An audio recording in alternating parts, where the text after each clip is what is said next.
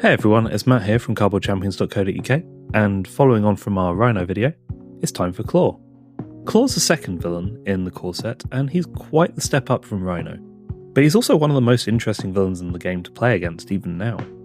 In this video, we're going to walk through the steps of setting up the villain, but remember this happens after all of your initial setup steps of picking the villain, their scenario, choosing who goes first, building your hero deck. If you want the full setup process, I strongly recommend checking out the setup guide article that we've written, which you can find down in the description. Once all that's out of the way, we can get started on actually preparing Klaw. So the first thing that we do every time is create the encounter deck. We want to take our standard set, and if we're playing expert, the expert encounter set as well, and we want to add that to all the cards that say Klaw on the bottom. Then we add our hero's obligations, as well as whatever modular set we're playing with. For Klaw, the recommended modular is Masters of Evil, but you can switch out whatever you like. If we wanted Bomb Scare again from the Rhino scenario, we can absolutely drop that in here instead. But for now, let's stick with Masters of Mayhem. Once we've got all those cards, we shuffle them all together in a lovely stack, and we are done with our encounter deck for now.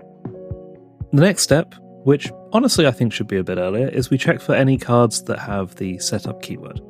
Now, for Klaw, by default there aren't any, but if you've added something like standard 3 instead of standard 1, you'll notice that some words have this setup keyword. That's setup followed by a period, not a colon. We don't want to resolve any setup abilities yet because we're going to get to those later, and we've got some steps to follow before we do those things. So the next thing we actually do is work on the main scheme setup. Klaw's main scheme, Underground Distribution, has a setup ability, which we now resolve.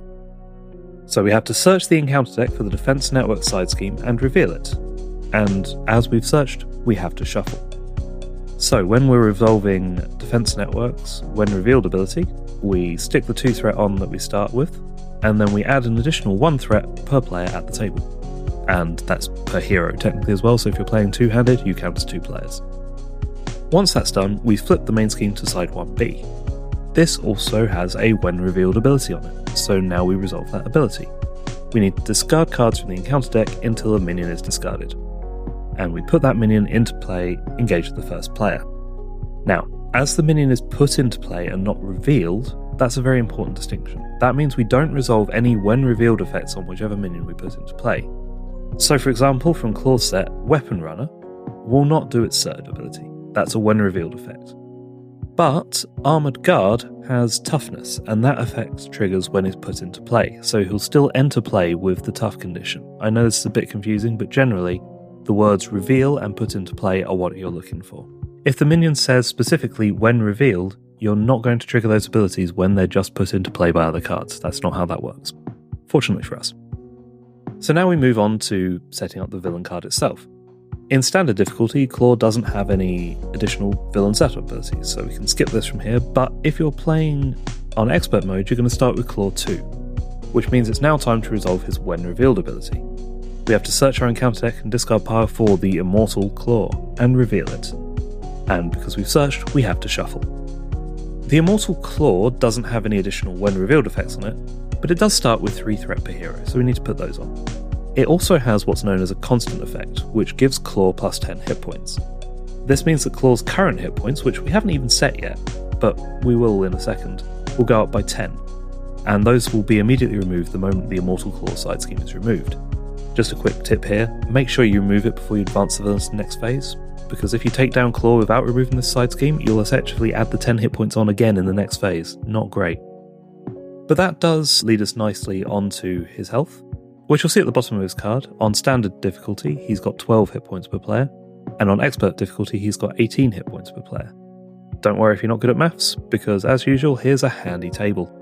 Feel free to pause here and make note of whichever amount of hit points you want. Don't forget that if you're playing expert, you're going to add 10 to this for the Immortal Klaw. So here's what it will look like with 2 players. We're going to have Underground Distribution all sorted, nothing on it. Defense Network with 4 threat, because we start with 2 and then 1 per player. We'll have a single minion in play engaged with the first player. We don't really know what that one's going to be. It could be a weapons runner, it could be something else. And Klaw's going to have 24 health. If, however, we're on expert, we're going to have all of that, plus the Immortal Klaw with 6 threat on it, because that's 3 per player.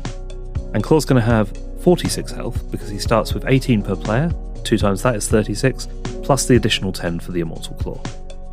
Now that he's ready for us, it's time to resolve player setups. So we draw our hands, resolve mulligans, that's drawing to a hand size and then throwing into your discard any that you don't want, and then drawing the new cards to replace them. And then we'll resolve the hero setup abilities by Black Panthers. You're now done and ready to play Klaw. We hope you found this quick villain setup guide useful. We're hoping to eventually put one of these together for every villain we can get our hands on to make it super simple to get rolling with even the most complex villains. We're starting out with the core set, but trust me, it's going to get more complex from here. If you'd like to support us in doing this and making more of this stuff, please like, subscribe, share us, do all those things that YouTubers generally tell you to do, you know the drill. You can also check us out on our website where we write tons and tons of articles, rule clarifications, setup guides, all that stuff, as well as downloadable pay what you want resources, which you'll find over on our Ko-fi page, which you'll find in the description. These things all help us keep doing what we love for the game that we like for as long as we can, and we deeply appreciate any support you guys give us. Have fun with Klaw, and as I mentioned earlier, make sure you remove the Immortal Claw at the right time. It's really not something you want to leave in play. Look at it this way, for the cost of removing 6 threat, you get a hit him for 10. That's a good bargain, right? Good luck!